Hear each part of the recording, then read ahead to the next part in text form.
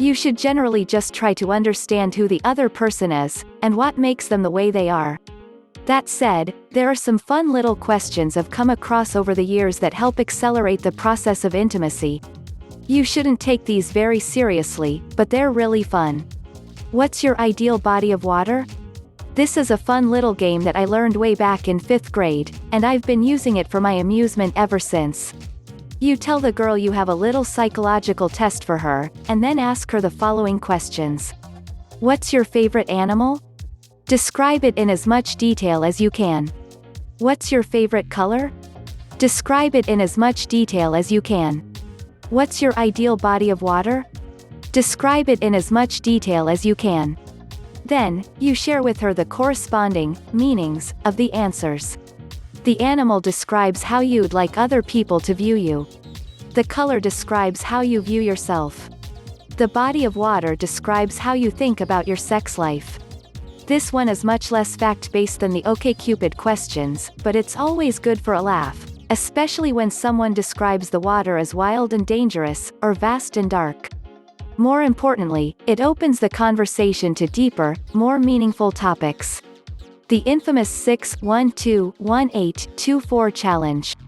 This is a pretty unique thought experiment and a real-life challenge that I learned in college.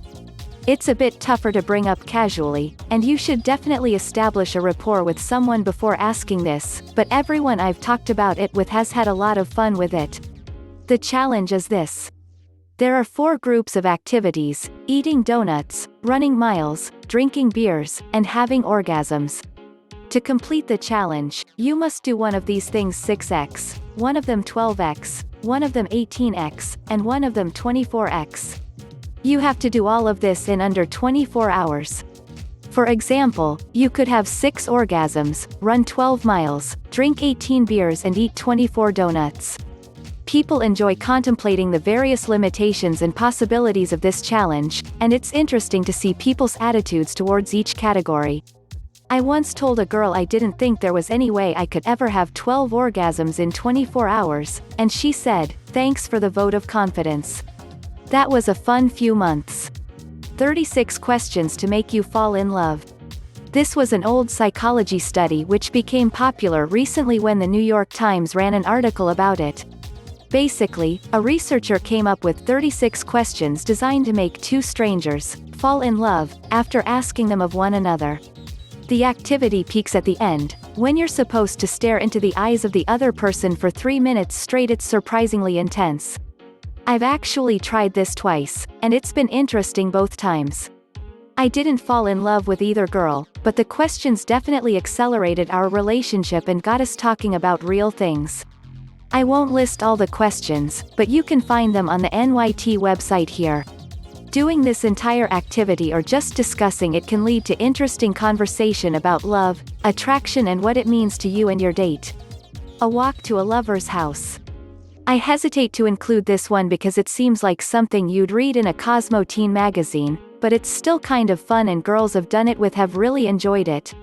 Like the body of water quiz, it's a list of questions with corresponding interpretations. Here are the questions. You have a lover who means everything to you. He lives apart from you, but within walking distance. One day you decide to visit him. You have 2 paths you can take to get to his home. One is a short but boring path that will get you there quickly. The other is a long but scenic path with many beautiful sights that will take longer. Which do you take? Along the path you come across rose bushes. The roses come in 2 colors, red and white. You decide you want to pick some roses for your lover. You are allowed to pick 20 roses of any combination of red or white. How many red and how many white roses do you pick? You go up to his bedroom and he is not there. You want to leave the roses in his room. Do you leave them on his windowsill or on his bed? Your lover returns and you two spend the night together.